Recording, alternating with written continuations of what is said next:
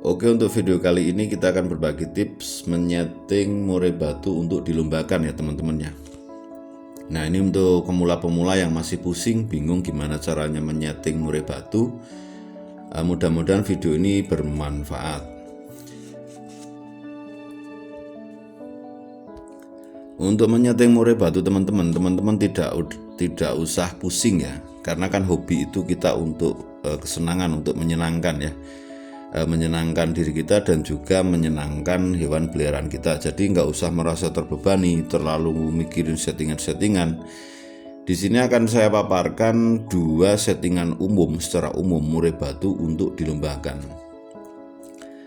Nah, saya minta teman-teman jangan di skip-skip karena ini saling berkaitan dari atas sampai bawah. Oke, langsung saja kita mulai. Yang pertama kita analisa dulu kondisi murai batu kita. Nah, kondisinya dipastikan bulunya sudah sempurna ya, sudah sempurna, yang habis mabung juga udah sempurna, atau jangan burung yang mau mabung dilombakan atau belum komplit. Nah, kondisinya sehat. Burung sehat itu akan terlihat makan furnya banyak, makan jangkriknya juga semangat. Itu saja udah cukup untuk kelihatan sehat atau enggaknya. Kemudian kotorannya dipastikan tidak becek ya. Kotorannya agak kering, kemudian ada semacam yang keras-kerasnya di tengahnya, kecil-kecil. Nah, itu sudah menandakan pencernaan burung kita bagus dan siap untuk disetting. Yang kedua, settingan harian teman-teman dipastikan sudah pas ya. Settingan yang pas itu seperti apa? Pertama, misalkan murai batu teman-teman itu jangkriknya 5, pagi 5, sore 5. Itu sudah cukup gacor ya. Cukup gacor itu bukan berarti dari pagi sampai sore dia keluar-keluar, itu bukan. Dalam artian dia sudah mau bunyi. Nah, syukur-syukur sedikit-sedikit keluar isiannya, kayak misalkan yang biasa keluar di rumah itu perenjak, labet, kenari, itu biasanya keluar. Untuk yang belum keluar isiannya juga nggak masalah, yang penting burung ini sudah menandakan ada gacor dan ada reaksi ya ketika kita goda, ketika mendengar suara yang agak keras. Nah, kemudian yang ketiga, kita uji coba dulu emosi dan birahinya sebelum kita setting. Cara uji cobanya gimana? Untuk menguji emosi itu sangat mudah teman-teman ya. Contohnya misalkan di kerodong sauna itu 10-15 menit kita jemur sebentar, kemudian kerodongnya kita buka. Nah, pasti teman-teman akan melihat perbedaannya di situ. Ketika burung sudah lebih emosi, biasanya lebih nyetrek-nyetrek, naik turun ke tangringan 1 dan kedua. Nah, kemudian munculnya gacor atau mungkin nyetreknya 3 kali, cetrek gitu, atau mungkin malah bongkar isian meskipun itu kriwek, itu pertanda birahinya juga sudah siap. Oke, setelah hasil analisa 3 di atas sudah komplit, mari kita bahas apa saja settingan yang akan kita bagi di sini. Saya sarankan teman-teman untuk subscribe dulu ya. Kenapa? Karena ini pasti setelah kita uji coba nanti ada juga kendalanya atau plus minusnya dari settingan ini. Nah, dari plus minusnya itu akan kita bahas lagi nanti di video selanjutnya. Terima kasih yang sudah subscribe. Masuk ke settingan A ya. Settingan A ini saya sebut settingan yang naik bertahap. Seperti ini, mungkin di murai batu itu ada settingan yang jor EF dan segala macam. Nah, ini kita bahas dulu yang settingan naik secara bertahap. Kita coba H-3, jangkrik kita naikkan 2-2, jadi pagi 2, sore 2. Misalkan burung teman-teman hariannya 5, ya kita kasih jadi menjadi 7-7. Nah, itu kondisinya cukup di kerodong teman-teman ya. Jadi pagi itu kita kasih jangkrik, kemudian kita kerodong, kita angin-anginkan dulu sebelum dikerodong, kemudian dikerodong, nanti sore dibuka lagi ketika mau dikasih jangkrik, sama diangin-anginkan yang agak lama nggak apa-apa untuk sore, misalkan setengah jam sampai 1 jam, biar burung melepas penatnya ya, melepas faktor yang berlebih atau emosi berlebih, untuk kemudian malam bisa istirahat. Setelah diberian jangkrik sore kita kerodong, Kemudian besoknya juga perlakuannya sama, cuman janggreknya coba kita naikkan menjadi 3, berarti yang 5 menjadi 8. Nah H-1 janggrek kita naikkan 4 teman-teman, jadi yang biasa 5 menjadi 9, sore 9. Nah untuk mandi saya sarankan sih teman-teman, ini kan masih tahap uji coba ya, lebih baik jangan dimandikan dulu, nanti dianalisa setelah hasilnya seperti apa baru menentukan mandinya, dan ini pasti akan kita bahas di video selanjutnya. Hari lombanya seperti apa? Pagi saya sarankan dikeluarkan dia lebih pagi. Kenapa? Biar lebih bersemangat ya, lebih semangat menghirup udara segar. Tapi untuk settingan janggreknya kita kembalikan ke settingan awal saja, settingan harian teman-teman, misalkan pagi 5, sore 5 ya lakukan seperti itu. Oke, setelah itu kita berangkat ke lomba. Usahakan senyaman mungkin di perjalanan burung ya teman-teman. Biasanya settingan sudah bagus, bisa rubah karena hanya di jalan mungkin terguncang-guncang atau perlakuan yang agak ekstrim ya di jalan, ini tolong diperhatikan, kasihan burungnya juga. Nah setelah itu kita amati di kondisi lapangan teman-teman. Jadi ketika kita sampai di gantangan, langkah awal itu pasti di sana udah rame ya, ada suara kenari, cucak hijau, mungkin poci dan lain-lain. Coba kita mendekat dulu ke area gantangan. Nah setelah itu kita buka sletingnya, kita perhatikan tingkah dari murai batu kita yang sudah kita setting ini ya. Nah untuk yang di sana langsung narung-narung atau mungkin faktornya jelas naik, bongkar-bongkar isian, ini berarti tipe teman-teman murai batunya ini tipe yang bocor, mudah bocor ya, gampang tersulut emosinya.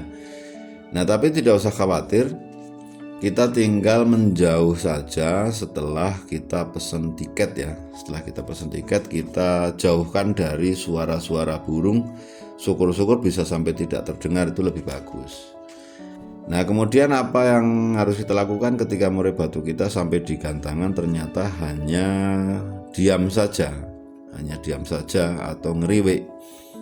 Nah ini biasanya tipe yang naik emosinya telat ya teman-teman. Nah ini teman-teman sebaiknya tetap di dekat area gantangan dan coba diablak sekitar 5-10 menit. Perhatikan burung teman-teman apakah mulai terpancing emosinya atau tidak. Nah tapi biasanya untuk tipe burung yang seperti ini, yang telat panas, itu akan terpancing emosinya ketika diablak dan mendengar kicauan-kicauan burung lainnya. Nah tapi juga harus diukur setelah misalkan emosinya jadi naik, jadi gembrong-gembrong, cetrek-cetrek, udah mulai mau ngamuk ya, sebaiknya dijauhkan juga. Begitu teman-teman. Kemudian setelah dilombakan juga teman-teman harus memperhatikan untuk yang awal ini saya sarankan jangan di tengah dulu teman-teman. Lebih baik di pinggir yang paling nyaman. Jadi penting ketika mesen tiket tanyakan ke penyelenggaranya ya, layoutnya sebelah mana, posisinya di mana. Nah pastikan burung teman-teman ini yang paling nyaman, yang jangan terlalu banyak dengan penonton. Nah main di pinggir aja dulu. Kemudian setelah hasil lomba kita analisa. Nah misalkan burung ini alhamdulillah mau bekerja, yaitu tinggal teman-teman memperhatikan settingan yang tadi diingat-ingat. Tapi nanti misalkan terjadi kegagalan, entah burung ini hanya main di 1 menit atau 2 menit atau bahkan lowo, atau burungnya loncat-loncat. Nah ini juga termasuk hasil dari settingan. Jadi hasil settingan itu tidak harus kita menjadi juara teman-teman, karena namanya mencari settingan, kita kan pengen tahu ya settingan yang pas itu seperti apa. Jadi jangan berharap kita baru pertama kali nyeting burung langsung mau menjadi juara, ya ada juga yang seperti itu. Tapi yang jelas kita untuk mengetahui karakter dan kebutuhan settingan lanjutnya seperti apa. Jadi paling penting itu menganalisa hasil akhir dari perlombaan yang settingan kita tadi, yang sistem bertahap tadi teman-teman. Nah, ada faktor lain juga yang mempengaruhi dari settingan burung kita teman-teman. Sebenarnya settingan ini udah pas.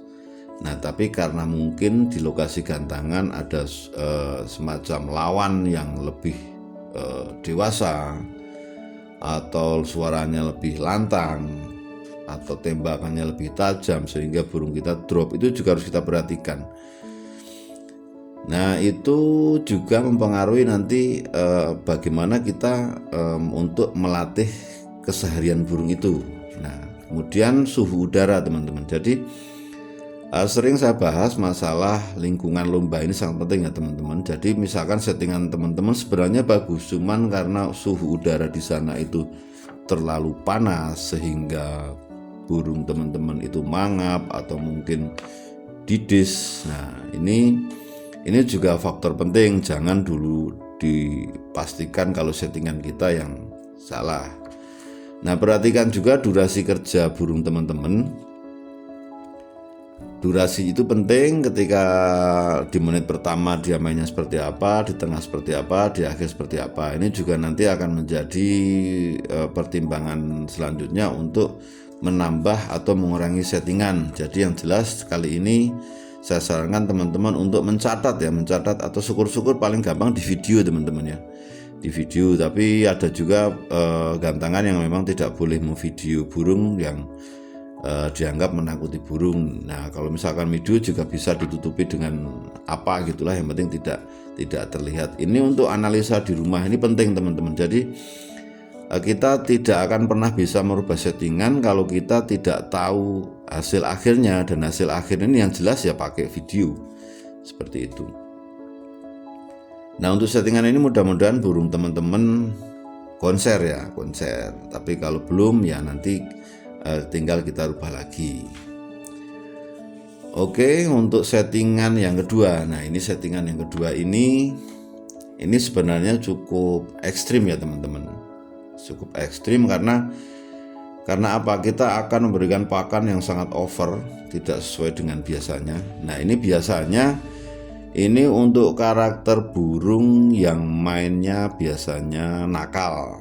Nah, tapi kan teman-teman belum tahu karakter aslinya seperti apa sebelum kita coba. Nah, untuk teman-teman boleh nyoba yang ini dulu atau yang sistem naik bertahap tadi ya.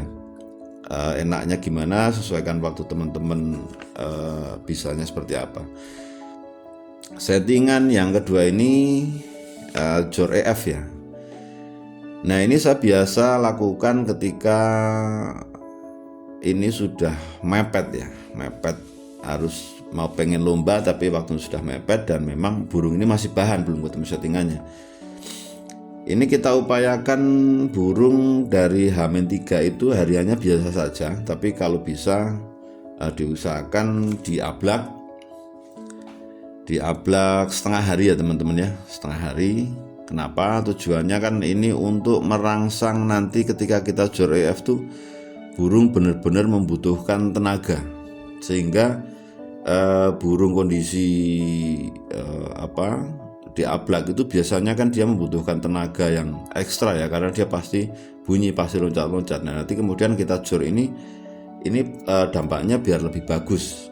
Nah, kita bisa membayangkan kalau kita hanya tidak banyak gerak, hanya tidur kemudian kita dikasih makan banyak, nah pasti hasilnya tidak akan baik juga untuk tubuh kita. Yang kedua, H-2 usahakan mandi ya teman-teman ya. Mandi ini juga mampu merangsang menyetabilkan birahi ya. Kalau misalkan yang belum terlalu gacor, burungnya dimandikan pagi hari ya teman-teman ya, untuk menaikkan birahinya. Tapi yang udah gacor, nah di rumah gacor seperti tadi di atas kita bahas tentang kondisi sebelum kita setting. Nah, mandinya kita usahakan sore teman-teman, jam 3, jam 4. Nah, kemudian H-1, nah ini kita Jor EF teman-teman. Kita Jor EF itu kalau saya ini tidak saya kerodong full teman-teman. Jadi tetap saya kerodong cuman tidak full. Jadi sletingnya kita buka, kita taruh di tempat tenang. Nah kemudian kita coba kasih JK itu kalau saya biasa 10. Nah 10 kita perhatikan. Kemudian nanti sudah habis, jangan langsung dikasih lagi. Kemudian nanti mungkin selang 30 sampai 1 jam saya kasih lagi 10. Nanti kita perhatikan lagi ketika sore, menjelang sore ya, berarti jam 1 sampai jam 3-an ini kita kasih lagi 10. Jadi total kita cor sudah 30 itu kalau habis. Kalaupun sisa jangan ditambah lagi teman-teman. Misalkan 10, kalau 10 biasanya sih saya yakin dia tetap habis ya. Nanti yang kedua ini 10 lagi. Kalau memang sisa nggak perlu ditambah, atau mau coba diganti juga nggak apa-apa teman-teman. Nah kalau yang kedua ini habis, baru kita tambah lagi yang sore 10. Nah kalau masih habis lagi, kita kasih tambah lagi sampai burung ini mau tidur teman-teman.